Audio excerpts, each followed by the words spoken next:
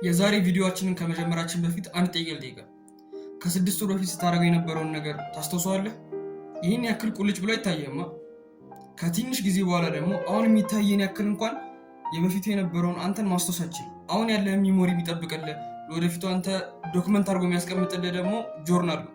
ብዙ ሰው ጆርናል የማያደርገው ሴት ነች ዲያሪ የምትጽፈው ሴት ነው እንደዚህ ነገር የሚያደርገው ምናምን ብለው ነው የሚያስበው። ግን አንተም እንደዚህ የምታስብ ከሆነ ተበልተሃል ብራዘር። ሌላውን ተውና የድሮን ፎቶ ስታየው እንኳን ምን አይነት ስሜት ነው የሚሰማ? እኔ አሁን በፊት የጻፍኩትን ጆርናሊንግ ሳነበው በዛን ጊዜ የነበረኝን የነገሮች አረዳድ እንዴት እንደማስብ ያጋጠመኝን ነገር በአጠቃላይ በዛን ጊዜ የነበረውን አሜን መመልከት ይችላል።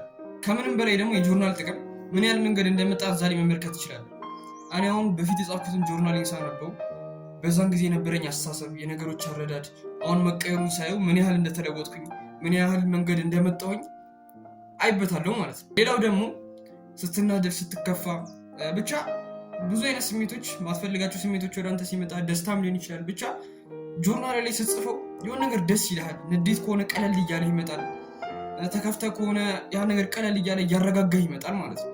ብዙ ሰው ጆርናል ሲባል አእምሮ ላይ ይመጣለት እቺ የምትጻፈዋን ኖትቡክ አዘጋጅተህ ምናምን።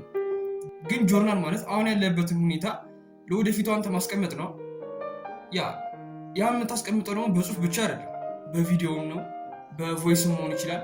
ብቻ ማንኛውም ሚሞሪ ልታስቀምጥበት በምችለው ነገር ማስቀመጥ ይችላል። እኔ አሁን ለምሳሌ በቪዲዮ ጆርናል ማድረግ በጣም ነው የምወደው።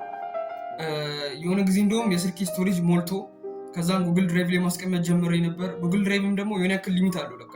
እሱንም ሊሚት ሞልቶብኝ ምናምን ነገር ቴሌግራም ፕራይቬት ቻናል ከፍቼ ዛሬ ነው ማስቀመጠው እና በቪዲዮ ጆርናል ማድረግ በጣም የምወደው ነገር ነው። እንደውም ከመጻፍ ይቀድመኛል መሰለኝ ስልኬን ብድግ አድርጌ ሪከርድ ማድረጉ እና ያንን ደግሞ የወደድኩበት ምክንያት ስጽፍ አሁን ያጋጠመኝን ነገር ጻፍኩኝ። በዛን ጊዜ የነበረኝን አረዳድ አይበታለሁ፣ የነገሮችን አመለካከቴን አይበታለሁ። ቪዲዮ ሲሆን ግን ያጋጠመኝን ነገር ማስቀመጥ እችላለሁ፣ ያለኝን አረዳድ ማስቀመጥ እችላለሁ። የፊት ገጽታዬ አለ፣ አቋሜ አለ፣ ሁሉ ነገር አሁን ያለኝ ማንነት ይቀመጣል ማለት ነው እንዳለ በቪዲዮ ሲሆን እና ስሜትም ይጋባል ደግሞ በቪዲዮ ብዬ አስባለሁ። እና ቪዲዮ የምወድበት ምክንያት አንደኛው እሱ እና አንዳንዴም በቮይስ አስቀምጣለሁ ጆርናሌ። በቮይስም የተሰማኝን ነገር በአሁን ጊዜ ያለሁበትን ሁኔታ ማድረግ የምፈልገውን ነገር ምን አይነት ሰው መሆን እንደምፈልግ እና ለወደፊቱ አሜን ማስቀመጥ ያለብኝን ነገር በቮይስም ሪከርድ እያደረኩ አስቀምጣለሁ። እና ከእነዚህ ጆርናሎች ውስጥ አንተ መጠቀም ትችላለህ፣ በቪዲዮ በጽሁፍና በቮይስ። ሌላም አማራጭ ካለ አላውቅም፣ ብቻ እነሱን መጠቀም ትችላለህ። አንተ መጠየቀኝ ትችላለህ ብዬ የማስበው ጥያቄ ደግሞ እንዴት ነው በጽሁፍ ጆርናል ማድረግ የምችለው የሚለውን የብዙ ሰው ጥያቄ ሊሆን ይችላል ብዬ ስላሰብኩ ነው። እና እኔም ጆርናል ማድረግ እንደጀመርኩኝ እንዴት ነው ማድረገው ብዬ ከራሴ ጋር እንትን ነበር። ግን በቃ ዝም ብለህ ጻፈው። ዛሬ እንደዚህ አድርጌ ነበር፣ እንደዚህ ያደረግኩኝ፣ እንደዚህ አይነት ነገር አጋጥሞኛል፣ እንደዚህ አይነት ያደረኩት ነገር አስደስቶኛል፣ እንደዚህ ያደረኩት ነገር ደግሞ አስከፍቶኛል፣ እንደዚህ አይነት ሰው አገኘው፣ እንደዚህ አይነት ሰው ታወቁ። ብቻ ግን ዝም ብለህ መጻፍ ጀምር። መጀመሪያ ቀስ በቀስ እጅ እየፈታ ቃሎችን መምረጥ ትጀምራለህ። በምን አይነት መንገድ መጻፍ እንዳለብህ እያወቅህ ትመጣለህ። ለአሁን ላይ ዝም ብለህ ጀምረው። የተሰማህን ነገር ማድረግ የምትፈልገውን ነገር አላማህን፣ ፕላንህን ዝም ብለህ አስቀምጠው።